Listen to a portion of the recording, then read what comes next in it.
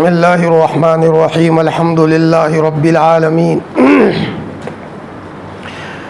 वस्सलातु वस्सलामु अला सय्यिदिल अंबिया'i वल मुरसलीन व अला आलिहि व सहबिहि अजमईन अम्मा बअदु फ़अऊज़ु बिल्लाहि मिनश शैतानिर रजीम बिस्मिल्लाहिर्रहमानिर्रहीम वमन युतिइल्लाह व रसूलहु फ़क़द फ़ाज़ फ़ौज़न अज़ीमा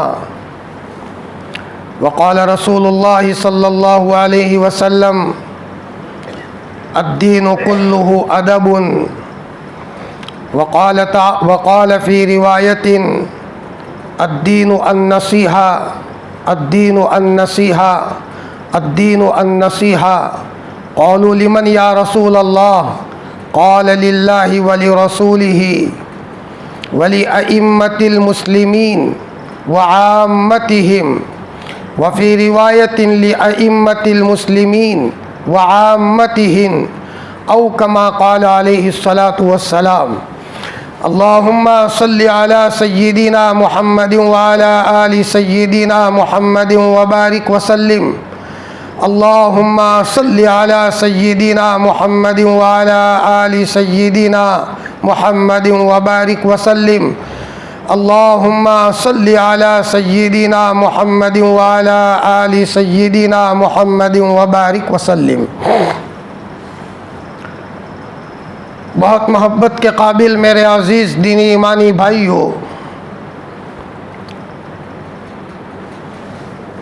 अल्लाह ताला का बहुत बड़ा करम और उसका एहसान है कि अल्लाह पाक ने हमको रमज़ान मुबारक का अज़ीम महीना अता फ़रमाया, रोज़ा रखने की तौफ़ीक अता फ़रमाई, अपने घर पर बुलाता है, बार बार बुलाता है, मौत तक बुलाए, और सिर्फ़ फ़र्ज़ में ही न बुलाए, नफल में भी बुलाए, और सिर्फ़ जलवतों में ही न बुलाए, खलवतों में भी बुलाए, सिर्फ दिन में ही न बुलाए, रात में भी बुलाए, उस मौके पर भी अपने सामने बुलाए जबकि दुनिया सोई हुई हो, और अल्लाह ताला हमें तन्हाइयों में अपनी ज़िंदगी की कुछ खुफिया बातें उसको सुनाने की तौफ़ीक अता फ़रमाए। फ़रमाया हमारा अल्लाह 70 माओं से ज़्यादा प्यार करने वाला है, बहुत बड़ी बड़ी नेमतों से उसने हमें नवाजा है, कहीं नाक़दरी न हो जाए, कहीं बेअदबी न हो जाए। जो आदमी जितना अदब से आगे बढ़ता है अल्लाह ताला के दरबार में उसका इस्तकबाल किया जाता है और उसे और उसकी नस्लों को नवाजने का फ़ैसला किया जाता है। और मामूली अगर बेअदबी हो गई और अगर वो अल्लाह नाराज़ हो गया तो बड़ी बड़ी सलाहियत वालों की सलाहियत को रद्दी की टोकरी में फेंक देता है, उसको किसी की नहीं पड़ी। फरमाया जो अदब से उसके दरबार में आएगा, जिस लाइन का अदब करेगा, अल्लाह ताला उसको माला माल फरमाएंगे। हम में और हमारे असलाफ में यहाँ फ़र्क पड़ा है, बहुत बड़ा फ़र्क यहाँ हुआ है। हमारे असलाफ ने अल्लाह ताला से लिया था अदब की बुनियाद पर। वो मस्जिदों में आते थे, रोते रोते आते थे, दिल की गहराइयों से अदब करते हुए आते थे। मस्जिद की दीवार को देख करके इनकी दिल की दुनिया बदल जाती थी, और मस्जिद में आकर उनका जिस्म ही नहीं बल्कि उनकी रूह कांप जाया करती थी। तो अल्लाह ताला ने इनको मस्जिदों से दिया। हम भी अब मस्जिदों में आते हैं, हम भी फजर ज़ुहर असर में आते हैं, लेकिन कहीं बेअदबी तो नहीं है, कहीं गफलत तो नहीं है, दिल हमारा मरा हुआ तो नहीं है, और बेअदबी के साथ तो नहीं आते।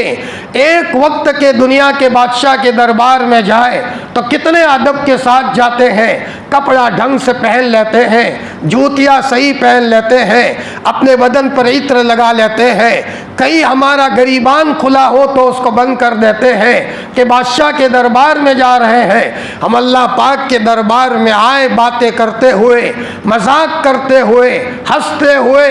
फरमाया दिल में वो कैफियत न हो तो फिर कहीं ऐसा न हो कि घांची के बैल की तरह चक्कर लगाते रहे और फिर हमें अल्लाह की मोहब्बत न मिले। ज़रूरत है इस बात की कि हम मौके मौके अपने आप को बाअदब बनाए, मस्जिद में लाए, अदब के साथ लाए। हाँ, मस्जिद में अदब के साथ आने की बुनियाद पर मस्जिद वाली नेमतें उसे नसीब होगी। उसी अदब की बुनियाद पर अल्लाह दोबारा उसको मस्जिद में बुलाएगा, कुरान की तिलावत में बुलाएगा। फरमाया अपने घर पर आने की तौफीक देगा। कुरान मजीद को जब ले करके बैठे, ये नहीं कि गफलत के साथ पढ़ रहा है, मेरे अल्लाह का कलाम है, आसमानों से आया है, जिब्राइल ले करके उसे आए हैं, मुझ गुनहगार के हाथ में हदिया मिला है, हुजूर के तुफैल में मिला है, और उसको बार बार बोसा दे रहा है, उसको चूम रहा है, उसको अपने सीने से लगा रहा है, और हो सके तो मोहब्बत के मारे उसके आंखों में से आंसू बह रहे हैं। तो यही कुरान पाक का अदब इसको कुरान के से वाबस्ता करेगा, और एक वक्त आएगा कि कुरान मजीद उसका हाथ पकड़कर मंजिल मकसूद तक पहुंचा देगा। अदब से मिला है। फरमाया हमारे असलाफ जहाँ जाते थे अदब से रहते थे, उनकी ज़िंदगी में अदब ही अदब था। आलिम रब्बानी हज़रत गंगोही नव्वरल्लाहु मरक़दहू के सामने किसी ने मदीनतुल मुनव्वरा की खजूर पेश कर दी, तो हज़रत गंगोही रहमतुल्लाह अलैह ने उसको चूमा, आँखों में से आंसू लाए। ये मेरे महबूब मुहम्मदुर रसूलुल्लाह सल्लल्लाहु अलैहि वसल्लम के शहर की खजूर है। जितने भी तलबा थे उस खजूर के टुकड़े टुकड़े करके सब खजूर बच्चों में तकसीम किया। किसी ने कहा हजरत खजूर के इतने टुकड़े करके तुमने बच्चों में तकसीम किया? आलिम रब्बानी हजरत गंगोही नव्वरल्लाहु मरक़दहू ने फरमाया खजूर की क्या बात करते हो, हम तो कहते हैं कि मदीने की मिट्टी में भी अल्लाह ने शिफा रखी है। अल्लाह ताला ने कहाँ तक पहुँचाया। एक मरतबा देवबंद के उलमा आलिम रब्बानी हज़रत गंगोही नव्वरल्लाहु मरक़दहू की मुलाकात के लिए जुमेरात को निकले, हज़रत की मजलिस में आए। यहाँ से जुमा को जब रवाना होने लगे तो हज़रत गंगोही रहमतुल्लाह अलैह ने फरमाया भाई ठहर जाओ, अभी कल सुबह जाना। उन उलमा ने कहा हज़रत हमें तो जाना है, इसरार किया, ज़िद की। तो हज़रत गंगोही ने फरमाया कोई बात नहीं, जाओ। हज़रत का मंशा नहीं था। अब ये सारे के सारे उलमा देवबंद के पढ़ाने वाले असातिज़ा थे, लेकिन बीच में रास्ता भूल गए। उसी रास्ते से बार बार आना जाना होता था, लेकिन हज़रत गंगोही का मंशा नहीं था, एक अल्लाह के वली का मंशा नहीं था। चुनाचे रास्ता भूल गए, भटक गए। हालांकि बार बार उस रास्ते से आते थे, बड़े परेशान हैं। इतने में एक सांप बेरी के दरख्त के पास पेशाब के लिए गए। अचानक वहाँ कोई नज़र आया और कहा देवबंद जाना है कि जी हम देवबंद का रास्ता भटके हैं, इस रास्ते से चलो देवबंद पहुँच जाओगे।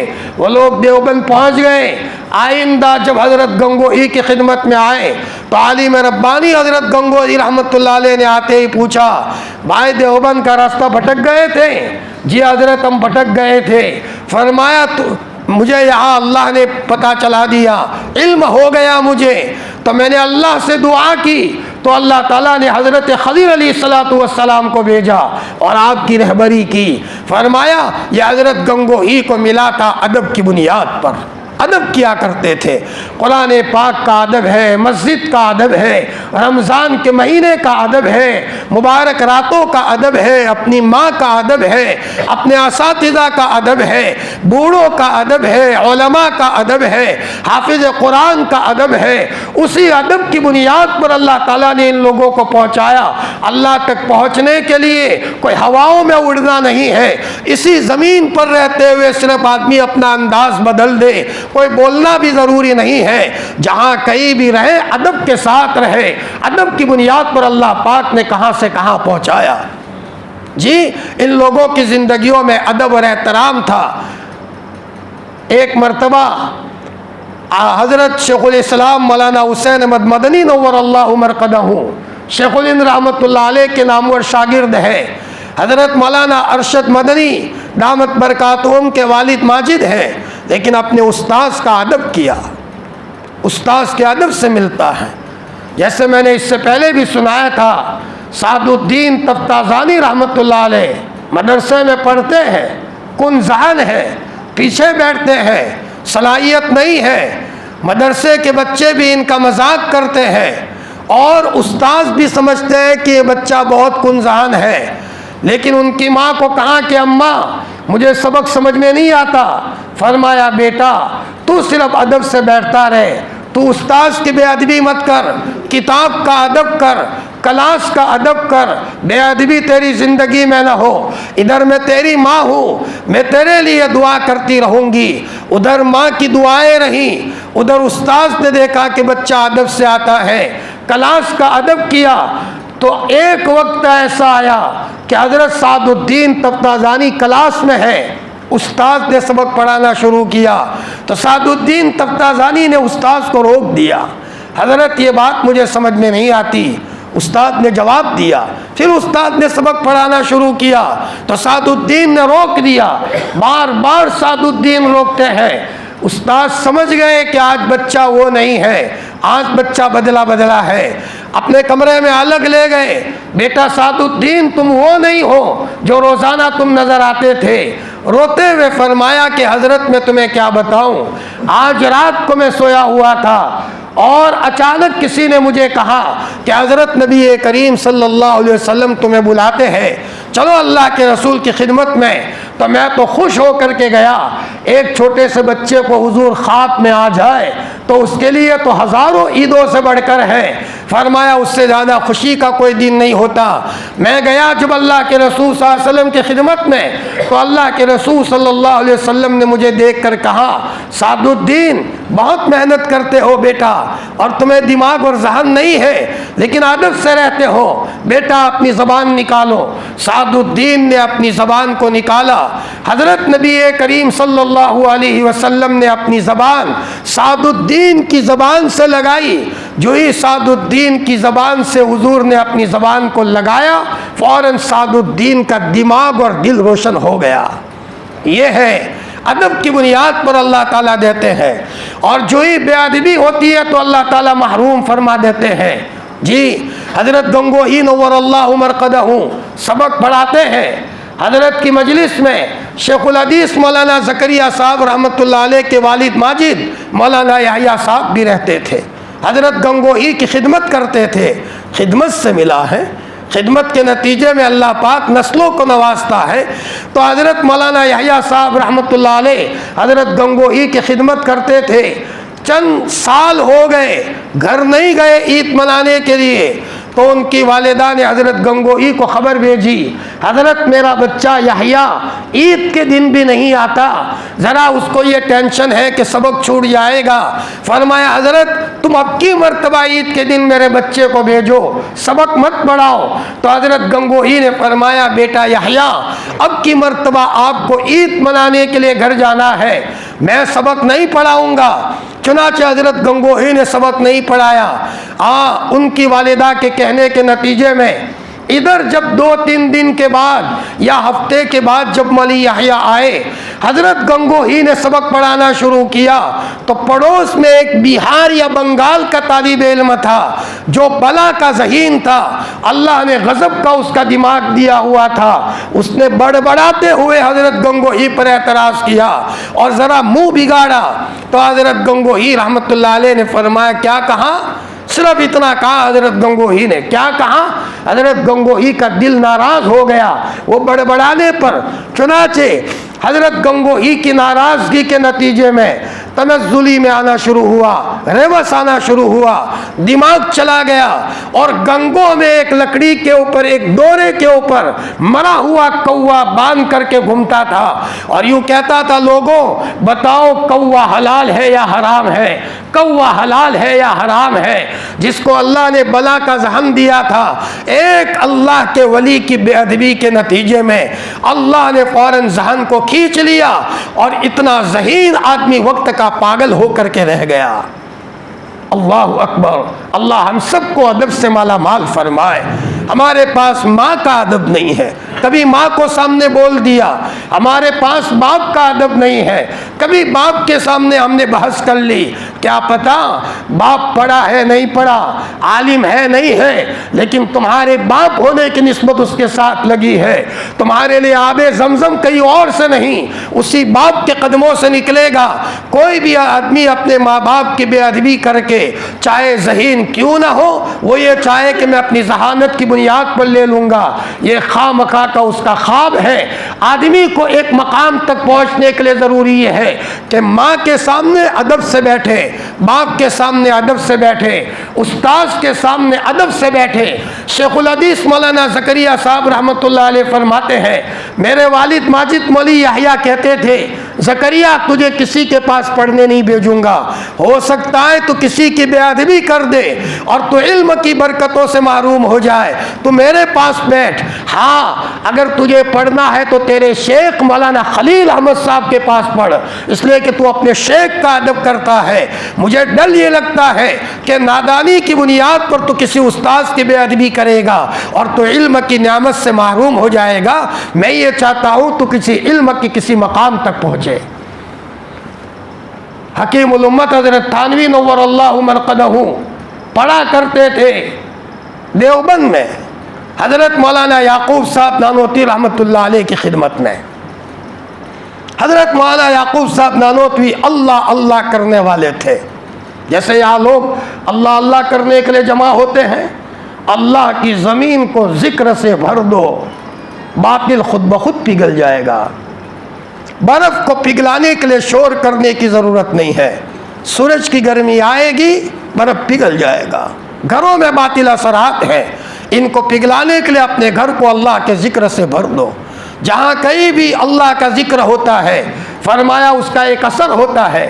एक मरतबा हज़रत गंगोही रहमतुल्लाह अलैह जब नाबीना हो चुके थे, आँखें चली गई थी, तहज्जुद के वक्त उठे, उनके खादिम हज़रत मौलाना याहिया साहब मौजूद थे, हज़रत शेख के वालिद माजिद। तो हज़रत गंगोही ने फरमाया कमरे में कोई है? तो मौली याहिया ने कहा हज़रत मैं हूँ, आपका खादिम याहिया, मैं मौजूद हूँ। हज़रत गंगोही ने फरमाया मौली याहिया, अल्लाह का नाम कितनी ही गफलत के साथ क्यों न लिया जाए, बेफ़ायदा नहीं होता। एक मरतबा अल्लाह अल्लाह कहने का असर ये है कि जब तक अल्लाह अल्लाह कहने वाला रहेगा, आसमान और ज़मीन का निज़ाम बाकी रहेगा। भला जिस घर में इल्लल्लाह की ज़रबें लगती हो, जिन घरों में ला इलाहा इल्लल्लाह कहा जाता हो, जिन घरों में अल्लाह अल्लाह कहा जाता हो, उन घरों में से अल्लाह बातिल असरात को दूर दूर तक भगा देते हैं। और जब बातिल असरात नहीं होते, घरों में चैन और सुकून होता है, थोड़ी थोड़ी आमदनी में बरकत होती है, घरों के अंदर में जन्नत का नमूना होता है। फरमाया हम अपने घर में बैठकर अल्लाह अल्लाह करेंगे, उसका फ़ायदा है। हज़रत गंगोही नव्वरल्लाहु मरक़दहू ने कहा मौली याहिया, एक मरतबा भी अगर कोई अल्लाह कह दे, वो सातों आसमान और सातों ज़मीन की चीज़ों से भी ज़्यादा कीमती है। अल्लाह हमें हर वक्त ज़िक्रुल्लाह करने की तौफीक अता फरमाए। हज़रत मौलाना याकूब साहब नानोती रहमतुल्लाह अलैह वो दारुल में मजजूब किस्म के थे, मजजूब किस्म के, अल्लाह की मोहब्बत में दीवाने। बस एक मरतबा रात को सोए थे, सुबह लोगों ने देखा कि कहाँ गए हज़रत, मौजूद नहीं है। लोगों ने तलाश किया, सुबह आए देर से, फरमाया दिल में आया कि ये जो गंगा नदी है उसका पानी में वाकई कुछ अच्छी चीज़ें नज़र आती है, तो उसकी क्या वजह है? तो मेरे दिल में आया कि अल्लाह मेरे दिल पर खोले। तो मैंने वहाँ जाकर के अल्लाह की तरफ मुतवज्जे हुआ। अल्लाह पाक ने मेरे दिल पर ये बात इल्का की कि एक नबी की कब्र के ऊपर से ये पानी गुजरता है, तो नबी की बरकत का असर ये है कि उस पानी पर भी अल्लाह ने उसकी बरकत को जाहिर किया। अल्लाहु अकबर जी। फरमाया एक नबी कहीं सोया हो, एक ताबी कहीं सोया हो, तो उसका असरात चारों तरफ के बस्तियों पर पड़ता है। अल्लाह के वली के एक जगह पर से गुजरने का भी असर होता है। तो हज़रत मौलाना याकूब साहब नानोती रहमतुल्लाह अलैह एक मरतबा मदरसे में ऐलान किया कि देवबंद में ताउन आने वाला है, सदका दो। जैसे हमारे यहाँ कोरोना का मर्ज आया था, हजरत ने बरजस्ता का ताउन आने वाला है, ज़रा सदका दो। किसी ने ये कह दिया मदरसे में पैसे ख़त्म हो गए हैं इसलिए सदका करवा रहे हैं। हज़रत मौलाना याकूब साहब नानोती रहमतुल्लाह अलैह गुस्से में आ गए। फरमाया क्या कहते हो? अब सुन लो, अब देवबंद में ताउन आएगा। किसी ने कहा हज़रत क्या कहते हो? अल्लाह के वलियों की ज़बान से निकला हुआ जुमला अल्लाह सुन लेते हैं। फरमा आएगा। किसने कहा हज़रत आप भी तो देवबंद में रहते हैं? फरमाया याकूब और आले याकूब भी उसमें मरेगा, मैं भी मर के चला जाऊंगा, लेकिन ताउन आएगा। चुनाचे हमारे उस्ताद मौलाना अरशद साहब फरमाते थे, ऐसा ताउन आया है कि कब्र खोदने वालों के टिफिन कब्रिस्तान में जाते थे, खोदते रहो, यहाँ से लाशें आती है, जनाजे आते हैं, तदफीन करते रहो, घर मत आओ, अल्लाह हिफाजत फरमाए। हमारे यहाँ जब कोरोना का एक किस्म की दूसरी लहर जब चली है, कोई फ़ोन आता था, फ़ौरन टेंशन होता था कि शायद कोई जनाजा हुआ है, कोई लाश हुई है, किसी का इंतकाल हो गया है।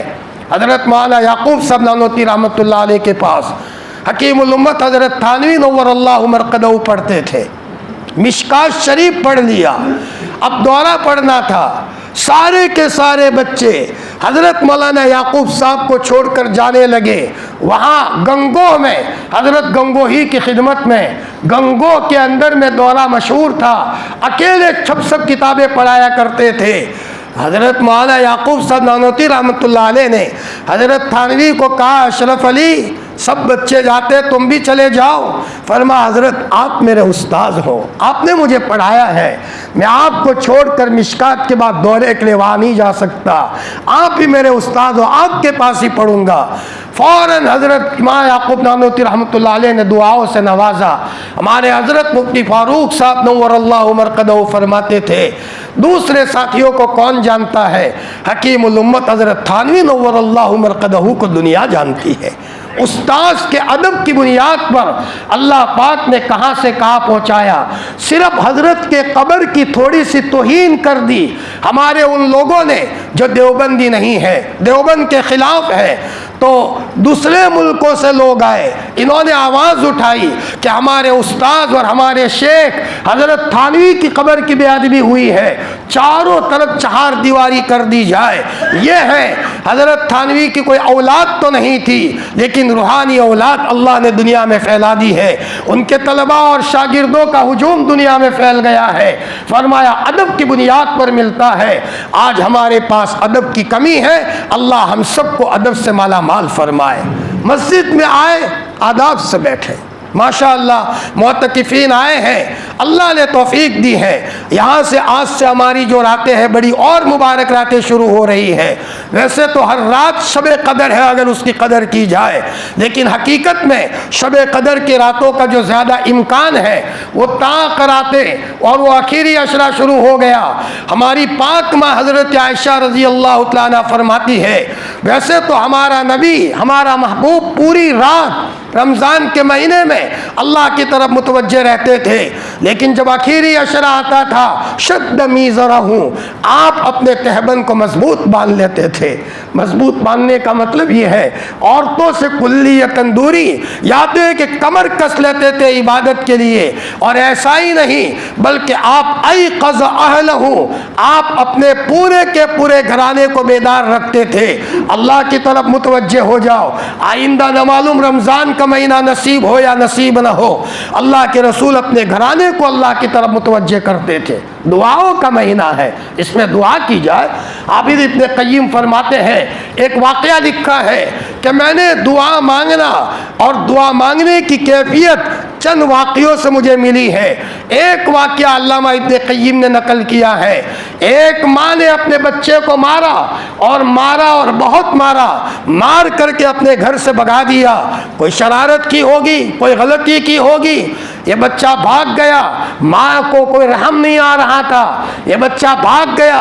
रात के अंधेरे में जब सन्नाटा हो जाता है तो वो बच्चा अपने माँ के घर की दहलीज पर आकर के पड़ जाता है। अचानक उसकी माँ की आँख खुलती है।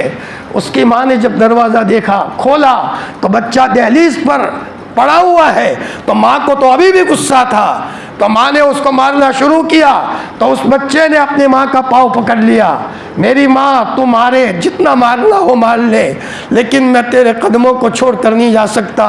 मेरी माँ, बाज़ार में मैं जाऊँगा कहीं भी तो मैं कई जूते सीकर कई कपड़े सीकर, किसी के बर्तन धोकर, किसी के घरों की सफाई करके रुपए पैसे तो मिल जाएंगे, मेरा पेट तो पल जाएगा, लेकिन मेरी माँ की ममता मुझे कहाँ मिलेगी?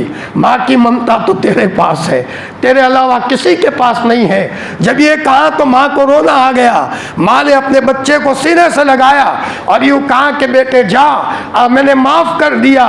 ये है माँ की ममता कि माँ मारती थी लेकिन फिर भी बच्चे ने अपनी माँ के कदमों को नहीं छोड़ा। हमारा अल्लाह 70 माओं से ज़्यादा प्यार करने वाला है। हज़रत मूसा अलैहिस्सलातु वस्सलाम कोहे तूर पर जा रहे हैं, एक अल्लाह के वली थे, इन्होंने हज़रत मूसा को कहा, मूसा जब तुम कोहे तूर पर जाओ तो अल्लाह ताला को ये पूछना कि मेरा आपके यहाँ क्या मकाम है, आपके यहाँ मेरा क्या वैल्यू है।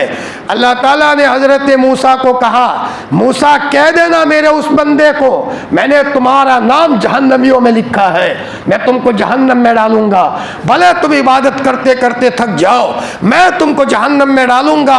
फरमाया उसके बाद हज़रत मूसा अलैहिस्सलाम के कहने के बावजूद वो आदमी और ज़्यादा इबादत में लग गया और रोते रोते कहा कि मेरे रब्बा तू भले मुझे जहन्नमियों में लिख दे, लेकिन मैं तो तेरी इबादत नहीं छोड़ूंगा, तेरे अलावा कोई दूसरा डर तो नहीं है, हाँ वही एक डर है और तुझे ही मनाऊंगा।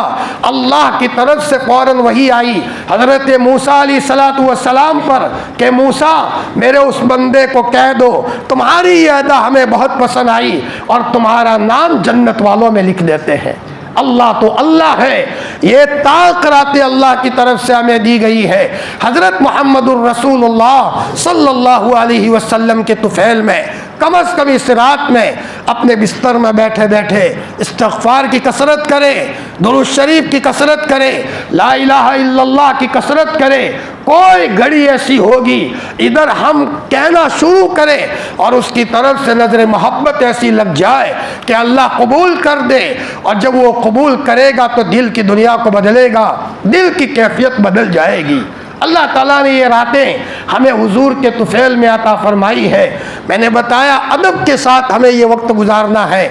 जो लोग मुअतकिफ़ीन आए हैं माशाअल्लाह उसमें बड़ी तादाद तो वो है जो बड़े उम्र वाले हैं, हमारे जवान तबके के लोग भी हैं, उनको भी हमारी आजिज़ाना गुजारिश है कि वो जब मस्जिद में आए हैं, अल्लाह के घर में आए हैं, अल्लाह पाक ने हमें तौफीक दी है, जितना हो सके एतिकाफ़ में बैठकर अपने मामूलात में अपने को मशगूल रखना है और अदब से अपने आप को मुज़य्यन करना है।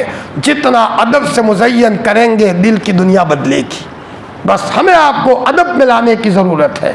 शेखुल हदीस मौलाना ज़करिया साहब रहमतुल्लाह अलैह के बारे में मैंने सुनाया था, हज़रत नबी करीम सल्लल्लाहु अलैहि वसल्लम की कब्र के पास बैठे हैं, सर झुकाया हुआ है और दुरूद पर दुरूद पढ़ रहे हैं। पड़ोस में एक अरब है, उस अरब को नींद आई। हज़रत नबी करीम सल्लल्लाहु अलैहि वसल्लम ख्वाब में आए और आप अलैहिस्सलातु वस्सलाम ने उस अरब को कहा तुम्हारे पड़ोस में हमारे मौलवी ज़करिया बैठे हैं, हिंदुस्तान से आए हैं, हमसे बड़ी मोहब्बत रखते हैं, सुन्नतों का एहतमाम करते हैं, उनको मेरी तरफ से सलाम पहुँचा दो, उनको मेरी तरफ से सलाम पहुँचा दो। फरमाया ये जिसको मिला है अल्लाह के घरों से मिला है। इसी अल्लाह के घर और मस्जिदों से लोग अब्दाल बने हैं, कुतुब बने हैं, जी गौस बने हैं। लेकिन हमारी जिम्मेदारी है हम इस घर में आए, अदब के साथ आए, मामूली भी बेअदबी ना हो। बेअदबी की बुनियाद पर अल्लाह ताला नाराज़ हो जाता है। शेखुल इस्लाम हज़रत मौलाना सैयद हुसैन मदनी नव्वरल्लाहु मरक़दहू जी, उनके पास एक बच्चा पढ़ता था, हमारे सूरत का, गुजरात का था। एक मर्तबा उस बच्चे ने देवबंद में शरारत की, मदरसे में मतबक का सालन उधा कर दिया। किसी बच्चे ने जाकर हज़रत मदनी को शिकायत की और हज़रत मदनी थे, माशाअल्लाह अल्लाह अल्लाह करने वाले थे।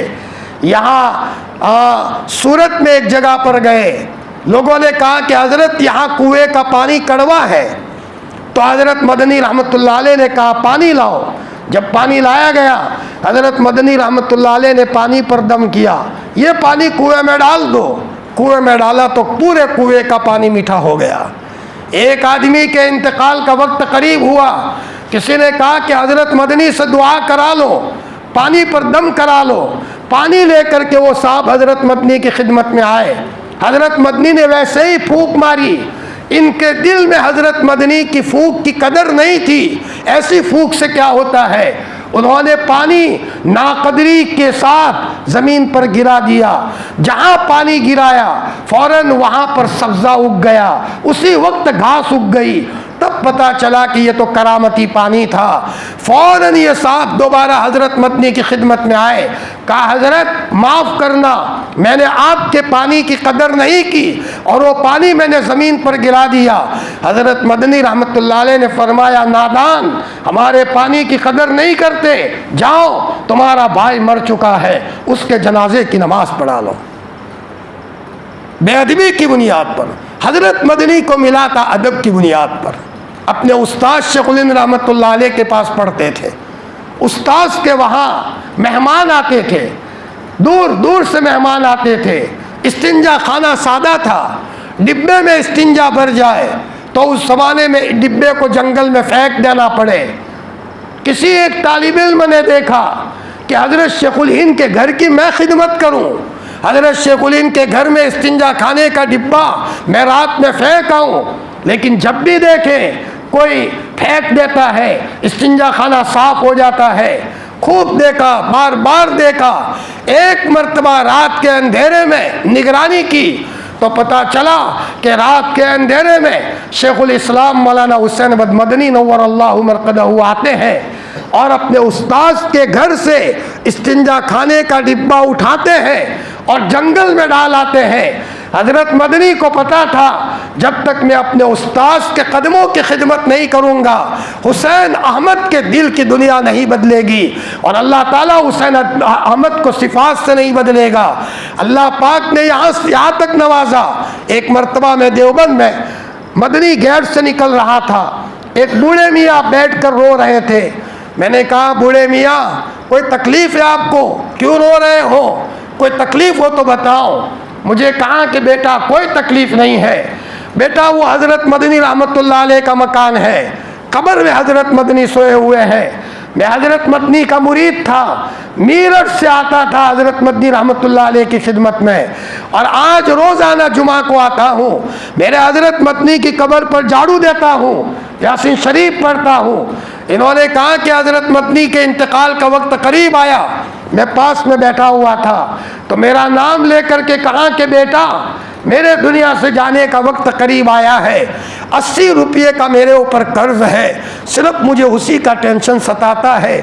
मरने के बाद किसी कर्ज की वजह से खुदा के वहाँ मैं न पकड़ा जाऊँ, यही टेंशन मुझे सताता है।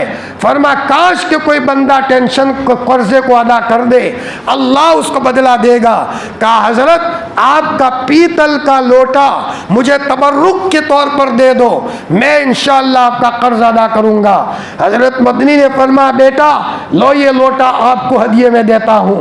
हज़रत मदनी ने सबको बाहर निकाला, अपने 4 पाए सुन्नत के मुताबिक करवा ली। थोड़ी देर के बाद लोग जब कमरे में आए तो हज़रत मदनी रहमतुल्लाह अलैह दुनिया से चल बसे थे, अल्लाह अल्लाह करते चल बसे थे। हज़रत मदनी को मिला था अपने उस्ताद के अदब और उनकी इज़्ज़त और अदब एहतराम की बुनियाद पर। माल्टा की जेल में है, आज हमने अदब को समझा ही नहीं जी। हाँ मस्जिद के अदब में हमारे पास वो चीज़ें नहीं है, बेअदबी हो जाती है, कुरान पाक की बेअदबी हो जाती है। जिससे मिला है अदब की बुनियाद पर मिला है। माल्टा की जेल में है, शेखुल हिंद रहमतुल्लाह अलैह भी है और हज़रत मदनी रहमतुल्लाह अलैह भी है।